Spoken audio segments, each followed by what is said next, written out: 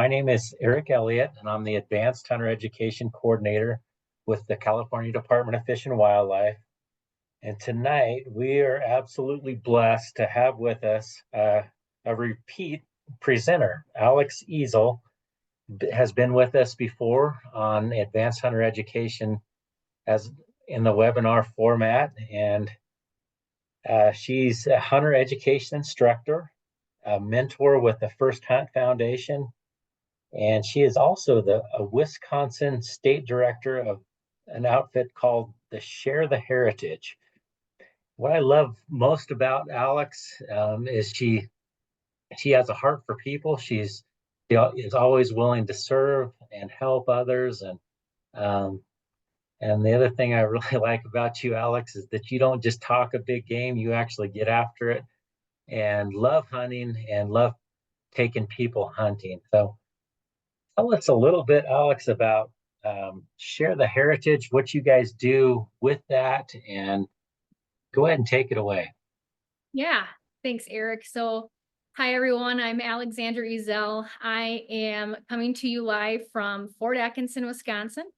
And what I do by day is I am an RN, but after work, when I'm not working a full time as an RN, I am pretty much devoting mostly all of my free time to either helping other people get into the outdoors. I'm helping specifically new hunters, teaching hunter safety, getting them up and going, rules and regulations, firearm safety, Tab K. I know California, you have your 10 commandments of hunter safety, which is a lot like Tab K. And I'm also involved in a lot of learn to hunts here in Wisconsin. And what our learn to hunts are is we take brand new hunters, they don't know anything. We get them through hunter safety. We take them through firearm safety. We actually will shoot live rounds and we actually go on a hunt with them. So something that myself and Eric both do with First Hunt Foundation is we mentor people. And what I mean by mentorship is it is not just meeting someone for a weekend and going through a hunt with them. We are your lifeline for life. We basically become your best friend because hunting is not something that is easy. It's not glamorous. And it actually is almost like going through mini battle, but you're picking to go through it and you want to learn something from it. So picking really great mentors is something that's super important for you, especially as you start your future, your traditions, and developing what I call a hunter's ethos into the world of hunting. Love it, Alex. Yeah. So tell us about uh, the theme tonight, and how did you come up with this theme? I think it's awesome.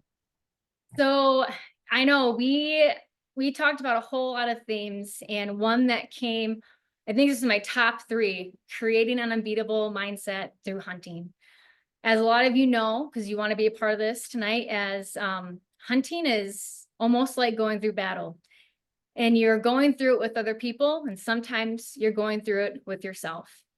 So why I'm so passionate about hunting, teaching people the traditions and the heritage is that it builds something in us that we can translate over to our personal lives, physically, emotionally, and spiritually. Some key things that I feel that hunting has taught me through my life is that hunting has made me a very gritty person. And when I say gritty, it has made me an unstoppable person. It has given me tenacity to never give up, especially when you want to give up. You know, those hunts where it's -5 outside, you're sitting in a tree stand, you're shivering, and you're just waiting for the deer. Or you're getting out super early in the morning, 2:30 drive, and you're going to go duck hunting. You might not see anything all day. But even though your hunt wasn't successful in a bag limit or a trophy, you were still successful in so many ways because you put yourself and you told yourself you're doing something. You're going out in the climate and the elements, you're pushing yourself, and you're proving to yourself when you commit to something, you can do it. And you can take that and you can translate over to your personal life, to your goals, to anything that you need to get done. If you take that as this is a trip, I got to prepare, I have to plan, and I have to hold myself accountable. I can't give up. You are going to build a mindset that is unbeatable, unstoppable. And in hunting, Eric, I really feel like you have to show so much self restraint. And what I mean by that is there are times where you can get away with something. No one's around you. You're in the middle of nowhere, right? But you're going to hold yourself accountable. You're going to be an ethical person because you and who you develop your hunter's ethos on, your ethics, your own code of morals, you couldn't sleep with yourself at night if you did something, right? If you did it the True. wrong way and nobody would know it. That is building your character. I am not going to do something even though no one's looking. You're not going to do something if you have to look over your shoulder first to do it. And I know a lot of people struggle with that, but ultimately you are being and showing people who you're hunting with, because when you go on those big hunts in the West and backcountry elk hunting, you're never alone, or you shouldn't be alone. So you're building off of that block to really show people that, you know, I have the tenacity, I have the grit, and whoa, whoa, whoa, does hunting teach us some humility. As you guys will see later, I'll tell you about some of the times that I have missed and I have humbled myself. So these three topics of tenacity, humility, and grit, they all share a very powerful common thread. What I mean is they reflect an inner strength that is grounded in your purpose, and you find your purpose pretty quickly when you're hunting and you're facing those elements. They build other qualities such as resilience, character, and create almost a natural born leadership role for you. True strength is found where humility grounds you, grit will drive you, and tenacity keeps you standing long after others have given up. You're a real go-getter. Nothing's going to stop you. Like, you can think, for an instance, you know, maybe you're running a half marathon and you think about, wow, I'm on mile 11 and I really want to give up. Hey, you know what? I didn't give up getting to the top of that mountain where I saw that elk and I harvested. I can keep pushing myself. I can keep going. These qualities may look like as if they are meek or tender spoken, but in all reality, harnessing an individual who is able to be both fierce and gentle and strong and grounded, not being boastful, but willing to lead by example without overtly doing it. It is someone who is able to show strength under control. And I'm a very faithful person. And in the Bible, God says, come all to me who are meek in heart. People who are meek are not weak. You are showing strength under control. You know when to turn it on, you know when to turn it off. And also, I always say this to people that I teach and people that I meet, people that I mentor: always be teachable, always be learning, never act like you're a know-it-all. I always say those are the most dangerous people to hunt with, a know-it-all. It's true. So we're going to go on to our stories now and talking about, you know, a picture is worth 1,000 words. So this picture right here to me means the world to me on many occasions. This is my father, Eddie Ezel. He is the reason why I'm the woman I am today.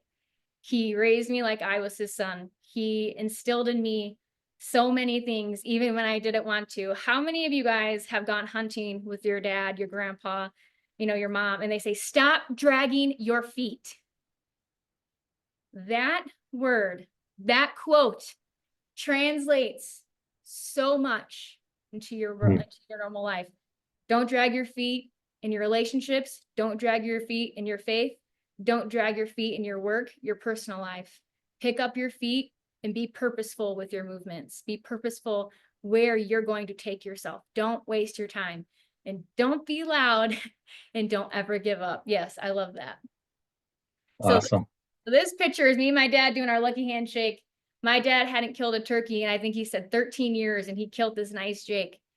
And that was one of the best moments, seeing my dad so happy. And he taught me that patience pays off. And, you know, right now it's turkey season in Wisconsin, and you're getting beat by a bird the size of a peanut. But what makes us come out every day still going after it? The tenacity, the grit to never give up. All right, so I have this picture here. What a cool picture, right? So this picture was from when I first started hunting out of college. So I was always hunting during college, but I was very busy. I was going to be an occupational therapist, which now I'm no longer. Thank goodness. I love being a nurse.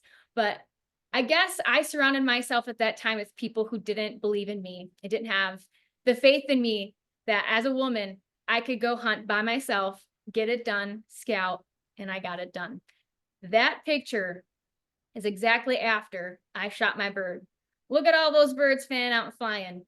And this is funny because the next picture is I'm carrying that bird out and you see me on the phone. Guess who I'm calling? Guess who I'm talking to?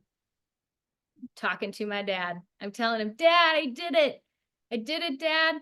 You told me to be patient. You told me to wait. You told me. I listened, and I felt like I really developed some good qualities about myself, which I would learn to find out.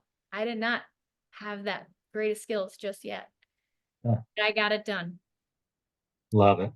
And then here is the picture of the bird, and I have that bird mounted up on my wall in my living room right now. And that was a shotgun. I bought it by myself.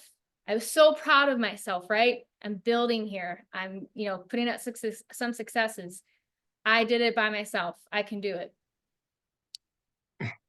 Some other things that I talked about before is, when you mentor other people, sometimes you get more out of it than when you hunt by yourself or with other people who are very experienced.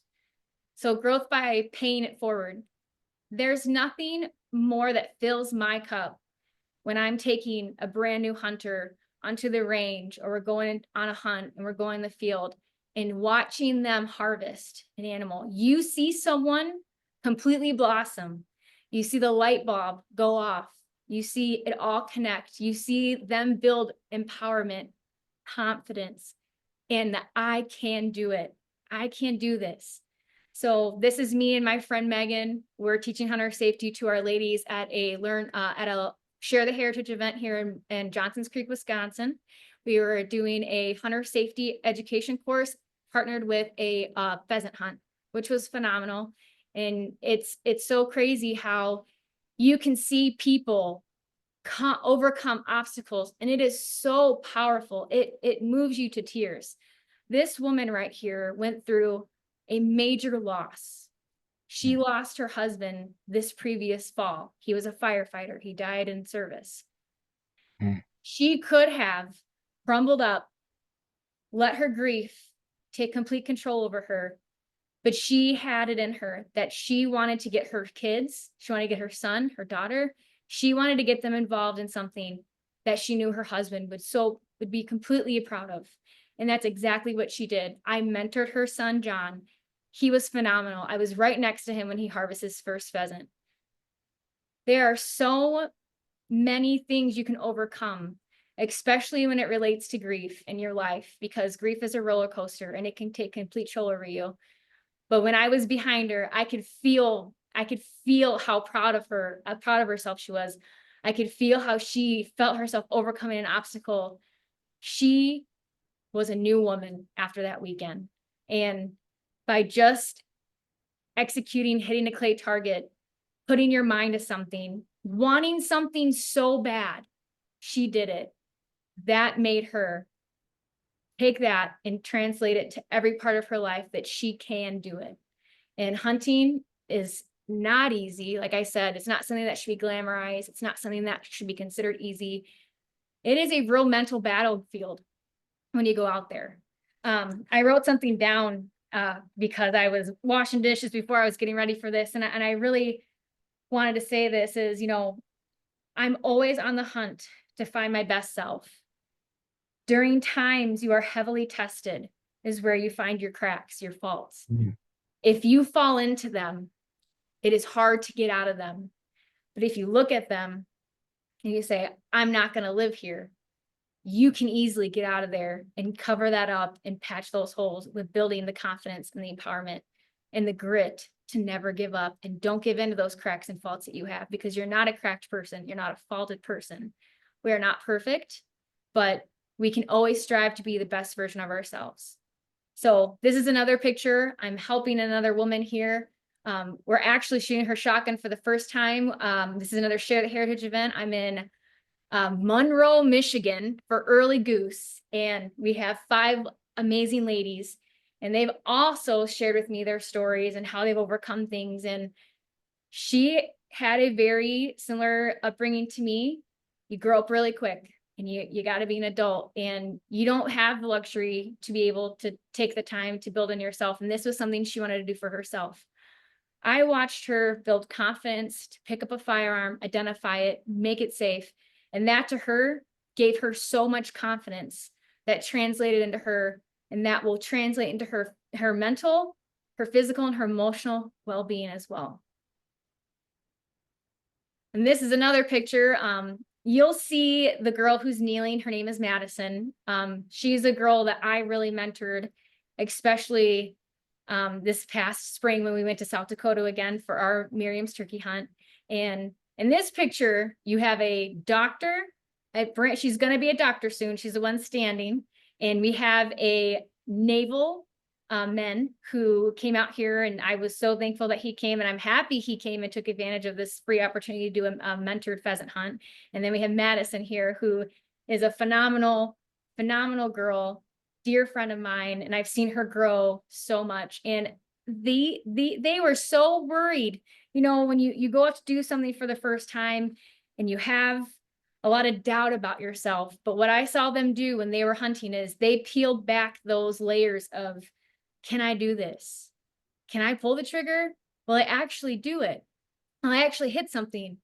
Well, look at those pheasants. They shot 6 birds. We shot the most pheasants. We had such a good time. We built so much confidence, so much empowerment.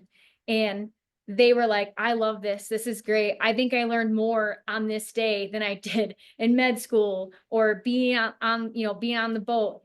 They were so impacted by that. And I know for sure Madison built so much confidence from this.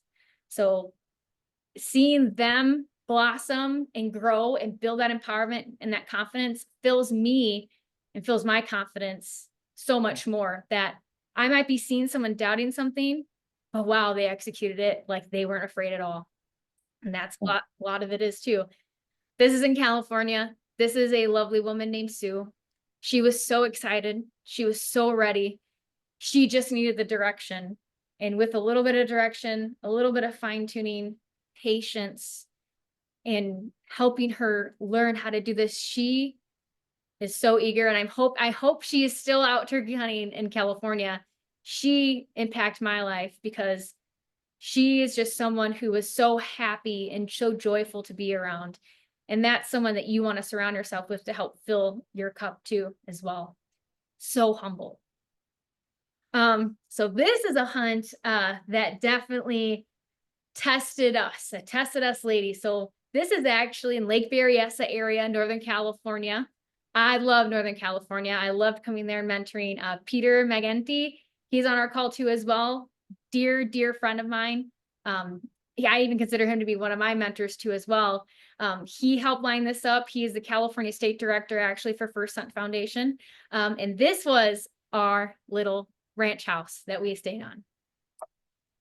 So mind you, that house was going to test these ladies in a way that they were not going to have running water. They were not going to have power after it got dark. And we were going to rough it a little bit, but it was all in the pursuit to get out there and go hog hunting. Those ladies did so well. I think one of the ladies said, I never thought I could do this, but I could. And I know I can do harder things. Hunting definitely builds discipline, especially in situations that you never even knew you were being tested. They didn't know exactly how hard they would be pushed this weekend. We went through gullies. We went to some high elevations. This was a beautiful part of our hunt. This is Sue behind Peter, and we're walking through lots of time on the ground, lots of preparation, and all just to see if we can see a hog. And something I like to tell people and like to reiterate is, just because the hunt didn't end in a harvest does not mean it wasn't successful. There are other things that you will take from that. You will, per se, harvest on your own, emotionally, spiritually, physically, and you will feed yourself with that, and you will build off of that. And for next time, you will know that when I go out there, I'm going to find peace. I'm going to find tranquility. I'm going to see God's beautiful creation. I'm going to spend some time alone with my thoughts. That can be scary for some people, because that's how I felt when I was in Nebraska hunting with my dad. And I definitely faced a lot of things that I didn't know I needed facing, but it definitely tested me and pushed me to be a way better person and a hunter. So this is that hunt I'm talking about. Me and my dad and a friend, we went to Nebraska, Barnett, Nebraska, by Valentine to be specific. And my dad has been going to this outfitter. They were called D&E Outfitters at the time, but now they've resolved. And now they're Sandy Hills Hunts out in Nebraska. If you want to look up a great mule deer and Miriam's turkey outfitter, they're phenomenal. Great guys, Jake and Jason. But me and my dad, he's like, Alex, didn't tell me anything, didn't tell me how rough it was going to be, didn't tell me how hard we were going to go. I've deer hunted a lot in Wisconsin, but this was completely different. I was not ready, but I did it. I went through with it. I grumbled. I moaned. There were some days that I did not want to get out of that bed. It was cold. I was wearing the same clothes for 9 days in a row. That is already a little challenging, right? But honestly, I kind of embraced the suck of it, right? If hunting was easy, like I said, Eric, it would not really make us who we are. It wouldn't make us tough or be proud to say we are hunters. We hunted from sunup to sundown. That's in the morning. The middle is me and my dad took a quick picture take because my dad is like the Jim Shockey of my life. He loves to take pictures and videotape everything. And this was towards the end of the day of, I think, day 3. So something to show you guys here too is this was a muzzleloader hunt. So I've only ever hunted with my rifle. I never muzzleloader hunt before that trip. I've shot plenty of muzzleloaders, we had plenty of muzzleloaders, but I never hunted with a muzzleloader. And if you know, you get one shot. You miss, you got to take the time, you got to put everything back in, you got to shove it down the end of the muzzle. You got to be ready and be quick and have your reloads on you, okay? I learned a lot of things about myself. I learned a lot of things that I was not patient. I learned that I needed to build more patience. I needed to be more humble. I learned that I did not actually see how hard and how good of a hunter my dad was until me and my dad were on this hunt together.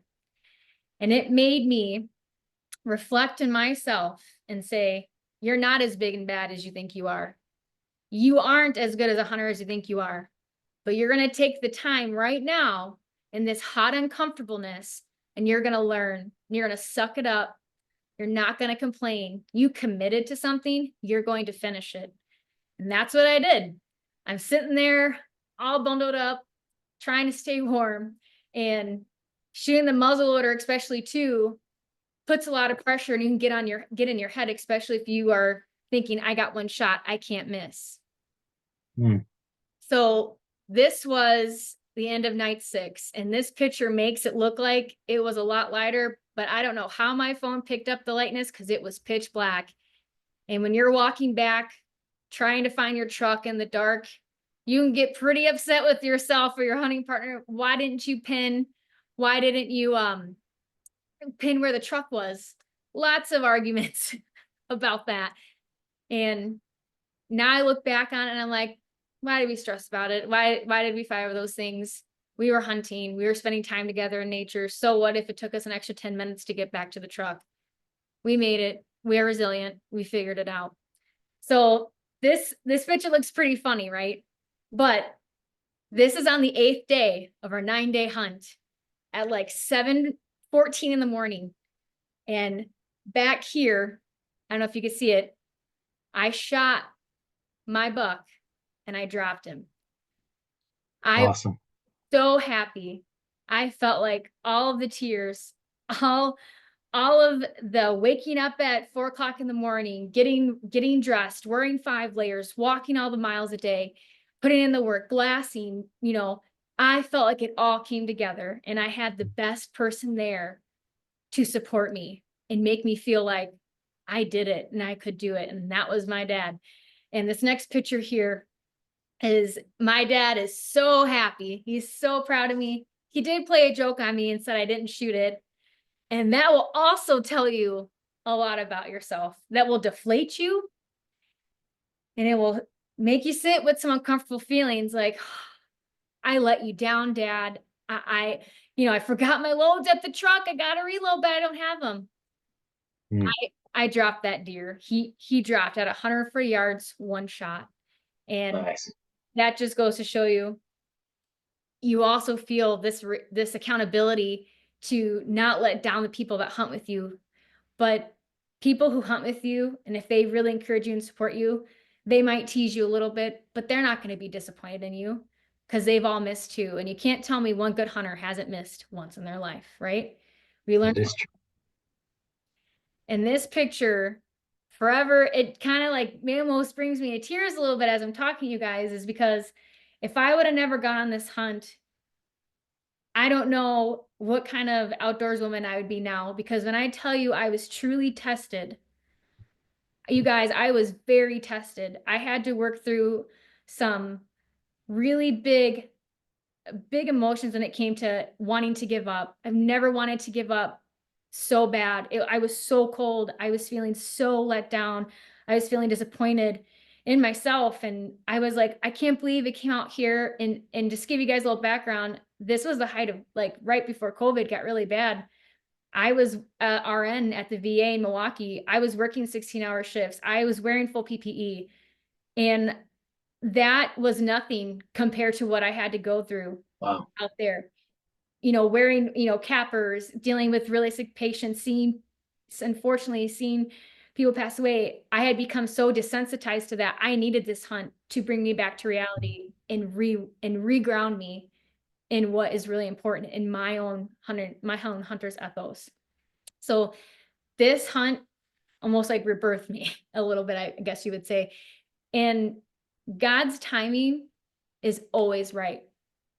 I wanted it to happen the second day. I wanted it to happen the third day. I was getting angry, but I'm so happy it happened on the 8th day, because that told me that, in Romans 8:18, our current sufferings are nothing to compare with the glory that God's going to reveal through us. That was God revealing his glory through that hunt, because he put me through the ringer. And I'm so happy that I was tested in the way I was. So you can see I'm so happy. I am so excited. I'm just like freaking out. And something else I want to point out is that was my biggest deer I've ever shot. I've shot many does. I've shot spikes. That is the biggest buck I ever shot. And I am so proud of that buck. And I never, ever put down someone else's trophy, no matter how small or how big it is. I don't get jealous. I'm like, you know what? I know what you went through to get that. That is an awesome deer. That's an awesome turkey. Even if they shoot a jake, you know what? That's great. You did a great job. I know what you went through in your mind to get that done. Good for you. Something that you can do is being humble. Don't step on other people's trophies, because they're proud of it. They went through something to get them there, to connect the dots and pull the trigger. So I have a couple more slides, and then I'm going to be passing off to Eric here pretty soon. So being out west planted a seed in me to go out again in South Dakota and take a Miriam's. I've gotten plenty of Easterns, and I grabbed my girls right here. This is our first year. This is Cara, this Anastasia, who I've also learned a lot through her too as well. And this is our first year, 3 girls heading out. I'm like, I'm going to plan this hunt. We're going to go. I did a lot of research. I learned that South Dakota DNR is way different from Wisconsin DNR, just like California is too. We got our tags. Thank goodness we got our tags, because it's not easy when you're trying to figure out the draws and everything. And we were so lucky on the first day of opening season, we connected on 2 turkeys. That is actually something to not be expected. That should not be expected. It is appreciated. And I'll tell you what, Stasia didn't also walk away empty-handed. She got herself a nice deadhead. But the first year compared to our second year, man, did we have to work a lot harder for it. So second year, this is Madison, brought her, super proud of her, which I'll tell you the story about how she got her bird, because actually, guys, that was the second bird that we shot at. We had to work for it. 4 tags, 2 different counties, 2 bow, two shotgun. Wow.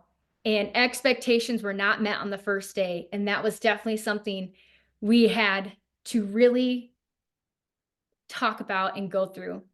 Stasia, she was so patient. If anything from learning from other hunters, and you guys have probably know this by people that you hunt with in your group, Stasia is the epitome of patience and humility, and she's taught me that. And she shot this beautiful Merriam's with her bow, and I'm so proud of you, Stasia. If you're on, I'm so proud of you. You did so good. That's on my bucket list too. And I think too, as being a hunter and building off of um, who you hunt with and who you surround yourself with, you will actually identify things in you that are weak and build yourself off of them. And you lean on them and you say, hey, what is your triggers? What ticks you? How can I be more, more calm or more patient, or, how can I think differently? Tell me how you think. That's why Mm. I love hunting with other women, or, with my dad. And I love to just pick their brain and be like, okay, you've been doing this for how long? How does this work for you? Maybe tell me something that I'm missing and I'm not fine. Mm. So this is another picture again of myself and Cara as well. She shot herself a nice hybrid. So again, this hunt's also very special to me too as well.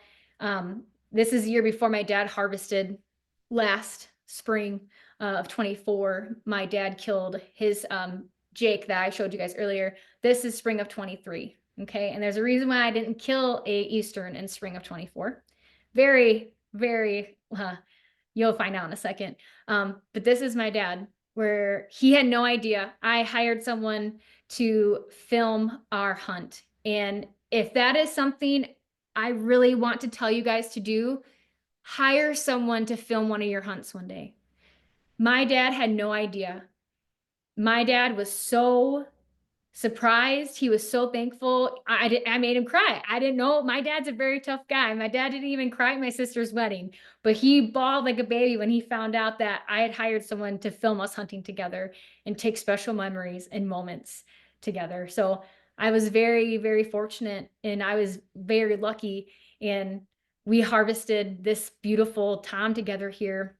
He's mounted upstairs. I don't know, the last webinar me and Eric did, I did give you guys a house tour, and I had just got it back from the taxidermist. That was pretty cool. If you guys want to check out that other webinar, you'll see I give a full house tour and you'll see this turkey. But I'm a serious goose. Me and my dad are very serious, but also we're very loving. And me and my dad, I thank him so much for what he's given me. So this is what I'm talking about when it comes to, you get to a point in your hunting, you get a little bit too big for your britches. All right. So I had hired the girl to come out again, and she really wanted to film me. So I was like, yeah, sure, come out. And I was getting very cocky, Eric. I was so I was I was on this like, got turkey every year. Well, Yeah. God definitely told me, hold up. You gotta check yourself before you wreck yourself. And I called this Tom in from 70 yards, and he's walking down this trail, and you see me right here. I am in it. I'm right behind it. His head is white. He is on it. He is ready to jump on my decoys. That is like just past the picture here. Why did I let him get 5, like literally at my feet, instead of shooting him right there where he was? Well, I can tell you right now, I got too cocky, and I will never make that mistake again. I will either shoot the Tom there or let it walk and shoot it at 15 yards. I'm not ever going to make that mistake again. And from my mistakes, I always try to tell the people, do not try to do something that you are really not ready for. It should have been such an easy shot, right? Super Mm. choke. It would have been, nope. God said, no, you got to be humbled a little bit. And that's exactly what he did. Not saying this is safe. Do not run with a loaded gun. But as soon as I pulled the trigger, my gun jammed. I wasn't going to shoot that gun again anyway. I got up and I just walked that Tom. I watched that Tom run off into the timber. Mm. Heartbreaking. But Yeah. I sat there and I hung my head a little bit, and I was like, I missed. And why I'm telling you guys this story right now is because this ties in really great with the next story that I have about my mentee. And this is just a little teaser. That was him. Yeah, I know, Alex, you're so dumb. Why did you let it get that close? I learned. I learned. So this is Madison. Um, with determination, we pick our heads up and remember what doesn't work, right? We're not going to let a turkey get that close. Madison here showed me so much that she wanted to find herself through hunting. She wanted to find her confidence. She needed to find her spark. And I watched her go from a new hunter to, uh, I have to speak her up, talk about a stone cold killer. This Tom, 26 pounds. That is a 10 and so I think it was 10 and a half inch beard. Her spurs were white. They were beautiful. Mm. That is a Tom of a lifetime. And that was her first Tom. But you guys, she missed at her first turkey. And that is Mm. okay. But she picked herself up, dusted her shoulders off. She did not get in her head. She did not give herself a pity party. No, no, no. She wasn't gonna do it. I sat there and we sat in the blind together and I said, hey, I have been there. Every hunter has been there. We have all missed. You did not let me down. The only way you're going to let someone down is if you don't go out there and show yourself that you can do hard things. And that's exactly what she did. How that translates into being a hunter is she did not give up. You don't give up. You don't give up on the battle. Failure is fuel. And I will tell you guys that sometimes you do learn the best lessons when you fail. So she could probably tell someone in 10 years, because that's what I told her. I said, well, in 10 years, I'm going to see you mentor someone and you're going to give them all of these tips and tricks. And you're going to tell them exactly where it hurts because you felt that too. Pick yourself up. So some hunts don't end in a bag limit, but a limit on memories. So something that Eric can talk about is I don't have children, but Eric has raised some very amazing men. And he's going to tell you guys about how he's taught his sons a lot of lessons through hunting. Awesome. Thanks so much, Alex. Yeah. While you're not a mom yet, you've got all the makings to be a fantastic mom. Everything you said, I couldn't say it any better. So I'm going to be brief here. I think one of the things that we've done, my wife and I, in raising kids, is to do exactly what you just mentioned a few times, Alex. Is just have them do hard things and to not baby them, to give them responsibility. And that's not something we came up with on our own. Actually, I had a hunting mentor that taught me that. He used to take his kids in, even at like 10, 12 years old. They'd walk into the backcountry 8, 9 miles, and um, he would constantly look at them and say, they're having fun, they're enjoying this, and they're able, people in general are able to do more than we ever think that we're capable of doing. And I think hunting does a really good job of pointing that out. It's like, whether you're watching a Navy SEALs video and these people are just pushed to the test, well, there's not a lot of things in life that can push you that hard. I think sports can, but I think hunting really can. I think what we used to do is just get them out. It's kind of a rite of passage, like 10, 12 years old, have them walk into camp and watch their buddies or their brothers hunt with, and they didn't even have a rifle. And I think that goes to kind of teaching delayed gratification. So finally, when it becomes a 12-year-old year, that's like a super special time around our house. And um, what I love about this story, this picture here, is I think with anything, there's a backstory. And what you guys don't know and you can't see in this picture is the trials and the struggles that my son Jasper had prior to this hunt, and all the misses and all the times he was brokenhearted, and the times where we would be in camp and he'd be looking at me like, I don't think it's in the cards, Dad. I don't think I'm going to be able to harvest. And just the stick to itiveness and the the tenacity of being able to get into the backcountry that far. The Lord blessed us with this nice buck. So go ahead and go to the next slide. One of the reasons I put this in here is we hunt with horses, but we haven't always done that. And I think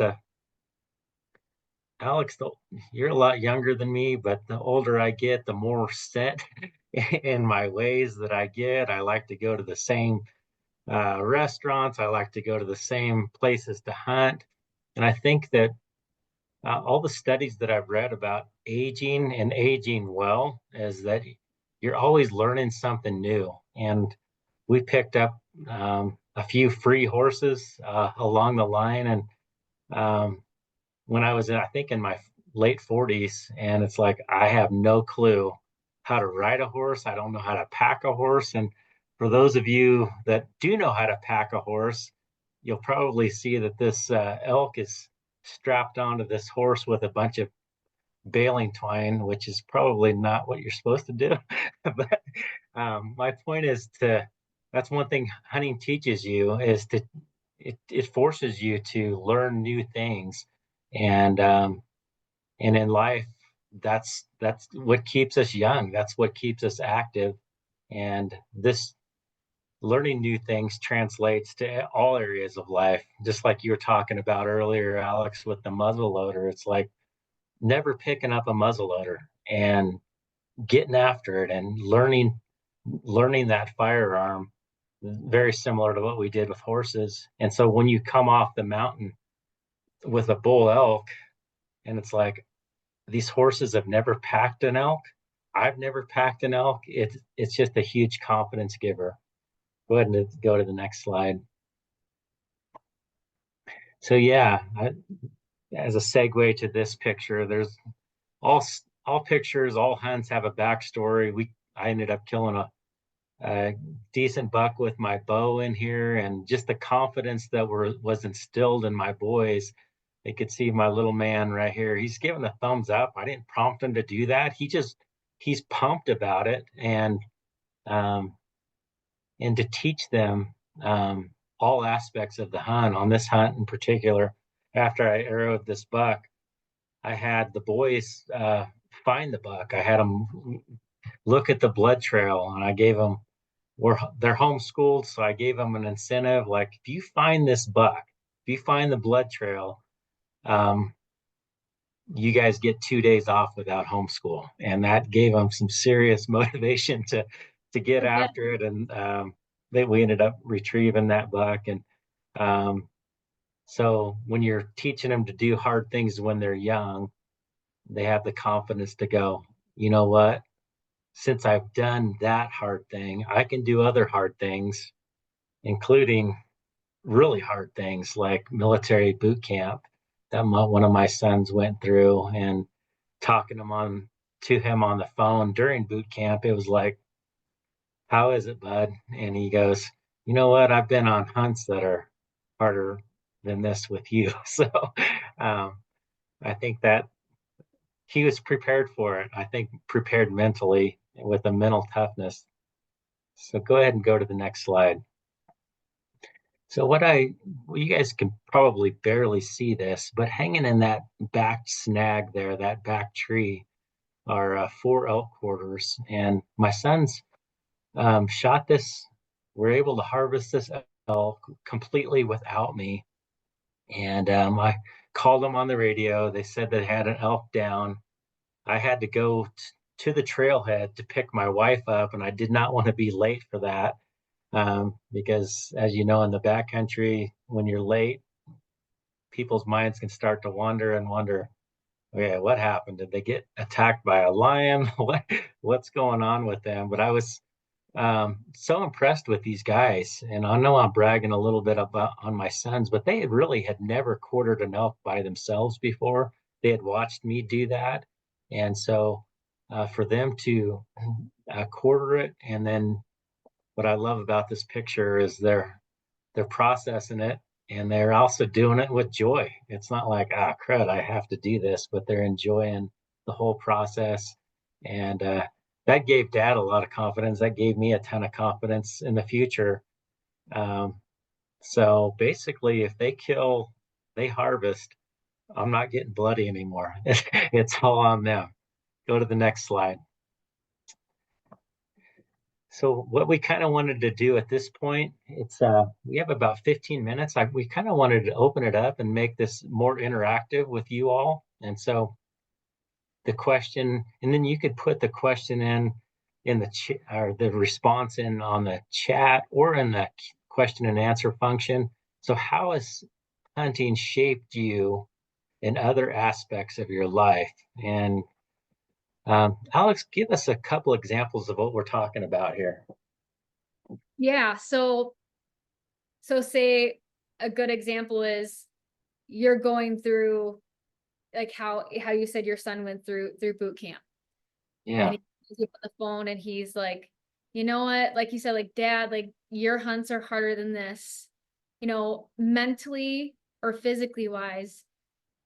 And you could probably tell, like, you're looking around, you're like, wow, I'm like doing way better than everyone else here. Why do you think that is? That is because you have put yourself in that mental battlefield of going out to hunt. You have went out there with no expectation of actually harvesting, but you set yourself on a mission and mm, you're not, letting yourself give up. And you're I also, love it. I see that Rick also said too, like when I talked about how would I react to a situation where I know no one would ever know. That is a test of your morality. How does holding yourself accountable as an ethical hunter or just being an ethical person, how would you treat other people in this situation? What would you do for that person? You know, how like you respect nature, how you respect other people's time. Um, that really shapes you too when you're in the outdoors, right? Absolutely. I think that's really true. I mean, I see you see that as a game warden for many, many years. Um, I saw that often. It's like even on situations where somebody shot something they should not have shot. So what do you do at that point? And hunting, hunting definitely tests that. It's like, what do you do? Maybe you were shooting a a buck deer and you didn't see that there was another buck behind that deer and you actually have two deer now completely down. So what's the moral thing? What's the ethical thing to do? And it's very difficult to pick up your cell phone and go, game warden, Yeah. I got to tell you something. This is not going to be easy for me to say. And really, I don't have any excuses on this, but this is what happened. And I can just vouch for that. We all make mistakes. And as a game warden that's made mistakes in the field myself, and then also uh, as a warden that's dealt with a lot of people trying to hide their mistakes, man, I know how hard it is to make that call. And if you did make that call, um, let's just say that I was in your corner big time, and and I had so much respect for you, and would oftentimes even go into court to testify on your behalf. So I think those are some really good examples. Another example that we kind of put down here is staying in shape. It's like um, this is for me, Alex. This isn't for you. You look like you're in good shape, but honey, honestly, it's a way to have a lifestyle of fitness. After every fall, I tell my wife, tell my family, okay, I'm in really good shape now. Let's just stay there. And then Thanksgiving comes, Christmas comes, and the Christmas cookies come, and it's hard to stay in shape, especially as you get older. But I think um, part of this webinar is just like, okay, how does how does hunting affect your everyday life? And I think that has really helped me with that. It's like I have to keep up with my boys now. And if I'm Mhm. not in good shape, um, they're going to leave me in the dust. So there's a And bunch of good stuff coming in. Go ahead, Alex. oh yeah, we all think we were in shape until we hit that mountain. Oh yeah. Yep. Or when you're trying to walk up a very, very, very steep gully to get to the top. Um, Something that I was gonna say too is that I think we've all met ourselves in the woods, and we've kind of called ourselves out and said, wow, I am in over my head. Um, and then in your mind, finding a way to overcome that doubt and kind of hype yourself up. and make Mm, a game plan to get through it. Um, because in hunting, we do get put in situations where, maybe we thought we prepared for everything. We packed everything and we were flawed. We made a mistake and we kind of got in over our head. I think that really puts the pressure on you to see who are you really and how are you mm, going to handle this? Are you going to freak out? Are you going to blame everyone else? Or are you going to take the accountability and be like, all right, I've got myself into this. How do I get right. out? And like you said, being in the woods alone, you have a lot of time to think. You have a lot of time to reflect. Um, yeah, and being extremely humble too when you're scouting for days and you're like, they aren't here. But like what brings you back out into the woods to stay when that happens? What makes you keep waking up every morning to keep going out there and look for those birds? And to me, for me, and maybe you can answer too, Chad, in the thrill of the hunt, exactly. It's called hunting and not killing. And I think where I feel most connected to God is when I'm in nature and where I feel at most peace and where it refills and recharges my battery. What do you think, Eric? Yeah, absolutely. I think I think you mentioned something earlier that I really want to touch on is like being alone while hunting. Even though you might have a buddy that's going to meet you back at camp, I've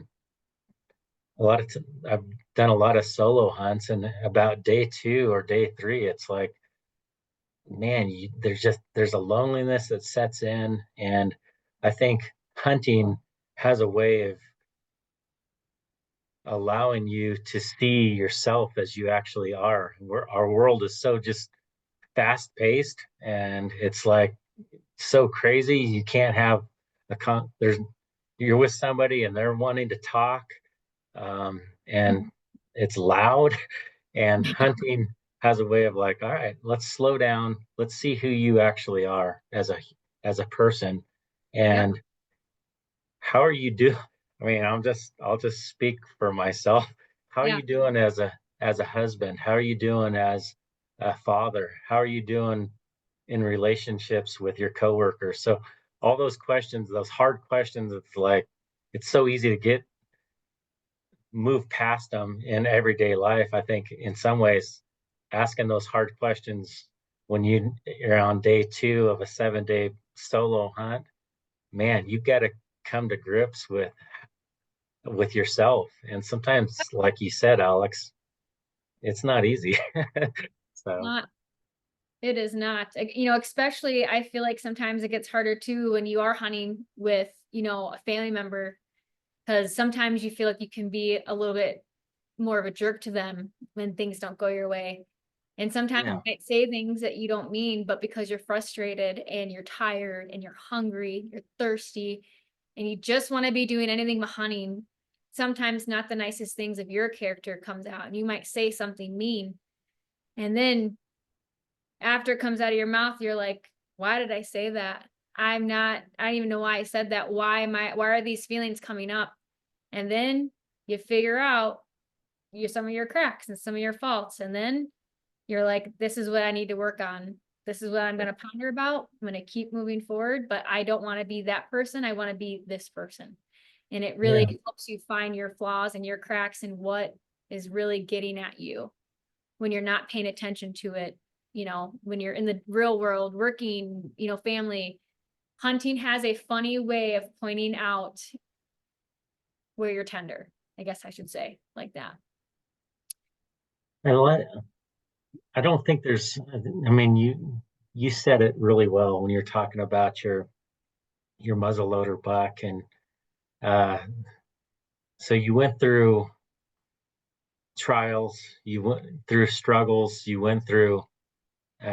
hammered away at those obstacles, and when you finally pulled the trigger and that buck went down, I don't think there's, at least for me, I don't think there's a better feeling of of because it combines all these aspects of like persistence Mm-hmm. and delayed gratification. It's Like I didn't go out and I chose to not do an easy hunt. And to me, that shapes all aspects of your life. I mean, I can just speak for myself, even on as a warden. It's like, um, I see a vehicle parked, on a road, and it's like, okay, I'm pretty sure that this guy's 2 or 3 miles in. Well, because I've done hunts that I've been 12 miles in, 2 miles is nothing. It's chump change. And it's like, so it impacts so much of the rest of your life and even my work life. It's like that canyon, that mountain's not nearly as steep as I thought it was because I've done this before and I've done it hunting. So it impacts daily work performance as well. Yep. That's your grit. That's you saying like this, I can get through it. And probably you'll agree with me. When I look down that scope and I put those crosshairs on that buck, that was the most clear shot I ever took in my life.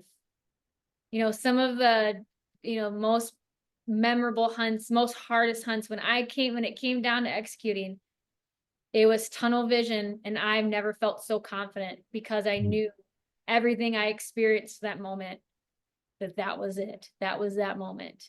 I was going to do it ethically, quickly, and I knew I could do it. Um, I don't know. Have you ever experienced that before? Like, I know it. I feel it in me. I'm gonna get it. This is gonna go down.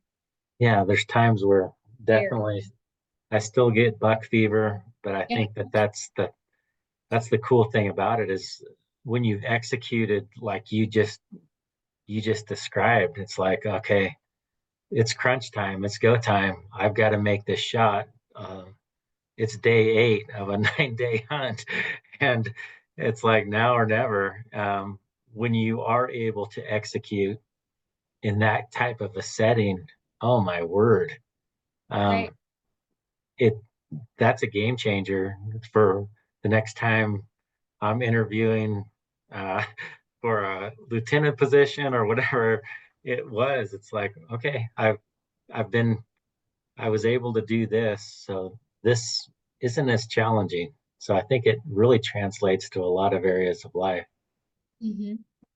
100%. So what I love about a few people have mentioned it, it's the thrill of the hunt. And so and somebody else mentioned about hunting is about the journey, or I call it an adventure. It's not about the outcome. And I think that if that doesn't translate to life in general, I don't know what is. It's like life is an adventure, life is a journey. And um, I think hunting has helped me to slow down and be like, instead of going from one thing to the next, to slow down and realize, man, this is this is a journey that I'm on. And life is a journey, life is an adventure, and to life is short, so to enjoy it, enjoy every aspect of it. Right. And don't be in a rush and don't be disappointed if you're not seeing anything. That's a great thing too, and showing someone new, especially to hunting, because you don't want to show them like, oh, you've been having a terrible attitude. Probably wouldn't be a good person to take someone out mentoring. Um, but that's the thing. And like you said, Eric, people are in a rush to live their lives. They're in a rush to grow old. You're in a rush to make a lot of money. You just have to enjoy where you're at for a little bit, because 5 years ago, this is exactly where you wanted to be. And now you want to be somewhere else. You have to remember to appreciate, respect, and just remember where you started in this whole Yeah. journey when it comes to becoming an outdoorsman or yourself, even. Yeah. I think one thing you find out when you're hunting is how fast things can change. And that's one comment about scouting for days to not find the game where you thought it would be, and you're humbled. And that's case in point. That's the life of a hunter. You've got to adapt and you've got to change. I can remember a hunt that my wife was on. She had an elk tag, and I remember it was about day 4, day 5. and she was exhausted, very steep country. And she looked at me and said, Eric, I don't think the Lord wants me to kill an elk. Yeah. And 2 hours later, she had an elk down, and I mean, the tears were flowing because you realize, okay, we were so discouraged 2 hours ago. We were so dejected, and yet this is what happens. And I think that happens sometimes in life. You just never know what's going to happen. And next day, you're single. Next day you're engaged and going to Yeah. be married. So things can happen so fast. And so don't take the discouragements too serious or too heavy, you know? Mhm. Yep. So I think with that, do you have anything else, Alex, you want to bring up? It's 7:01. And so go ahead and once you conclude, give us a final thought.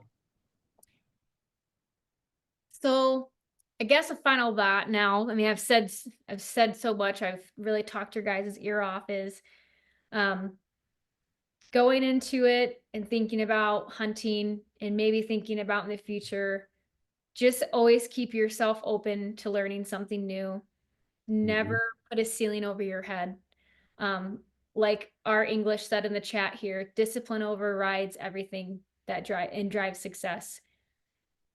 When I talk about Absolutely. Yeah, when I talk about a hunter's ethos is it's really about the ethics of who you are and what you're fundamentally moral in. And if you're a good person, if you're a good hunter, you're gonna be a good person. You're gonna be a good dad, a good mom, a good friend. So Mm. just remembering, always be humble, always be patient, always wait that extra 15 minutes because you never know. And just be moldable. Don't be stuck. That, Outstanding. that's what I'm gonna say. I love it, Alex. Thanks, Well, David. thanks so much, Yeah. everybody, for tuning in. Alex, thank you so much for teaming Yep. up with me on this. I love talking with you. And I said it last time, and I'll say it again. You'd make a really, really fine game warden if you ever want to jump ship and and career. So, um, About it. all right, we'll talk to you everybody later. And there's been some questions about where can we find other advanced hunter education videos. I'll send everybody a link to that so you can find those and access what we have on the Advanced Hunter Education Library. That being said, looking forward to tag results and get after it this year. Talk Yep. to you later. Yeah, guys. Thank you so much.